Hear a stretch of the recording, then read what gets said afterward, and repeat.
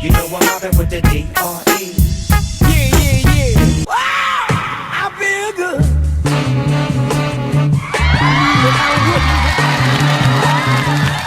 Kaya mga kaibigan, I feel good dahil nakita ko ang ating Pangulo na nasa maayos na kalagayan. Nakita ko na maayos ang kanyang kalagayan. Tuntua ako dahil sa wakas, nakita natin na hindi naman pala totoo yung mga bali-balita. Dahil maraming mga balita eh. Pero bukod sa nakita natin, mas interesado sana ako dahil napakaraming problema ngayon. Napakaraming mga kababayan natin ang hirap na hirap sa kalagayan nila dahil wala ngang, yung alam nyo na yung pambili ng sobrang taas ng gasolina. Yung iba talagang hirap, hindi na ginagamit yung kanilang mga sasakyan at talagang nagtitipid. Buti nga ngayon, binawasan dahil nawala na yung ilang percent din ng tax. Pero, mas interesado sana tayo kung ano na yung naging resulta nung investigasyon ng ICI. Kasi, di ba, sarado na yung ICI, mga kaibigan eh. This is Sparta! Ayan, pati si Sparta, nahanap na kung ano yung gagawin natin after na magsara itong ICI. Dahil kompleto na rin yung kanilang investigasyon, tinurn over na nila. Ano ngayon ang nangyari?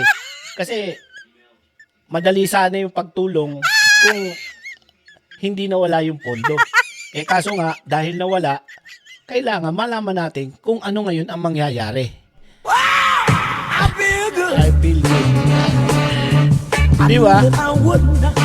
Makakabuti sana ng kalooban natin kung malalaman natin kung ano na yung mga resulta nung kanilang mga ginawang investigasyon at kung meron ba tayong pupuntahan. Dahil ang laki nung nawala eh. Di sana kahit papano, hindi na natin kailangang kumbaga magdagdag uli ng panibagong mga measure para hanapan ng pondo kung saan manggagaling yung pamimigay na ayuda.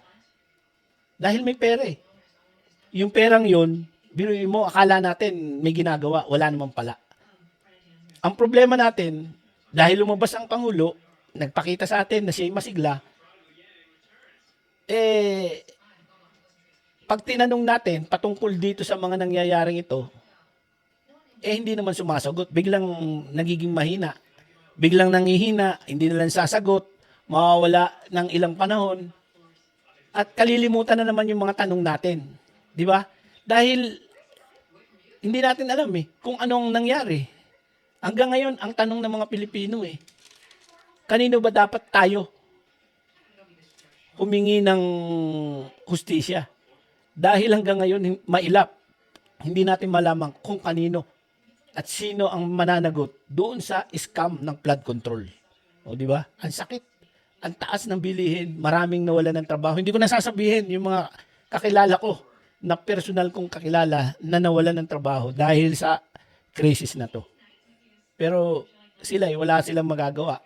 Pero itong mga pagkuha ng pondo, maraming pwedeng gawin Kaya sana tulungan tayo ng mahal na Pangulo na magkaroon ng hustisya. Dahil ngayon, lumabas siya, masigla naman pala siya, maayos ang kanyang kalagayan. Pero kapag katatanungin tungkol sa kung anong resulta ng flood control, Meanwhile lang tayo.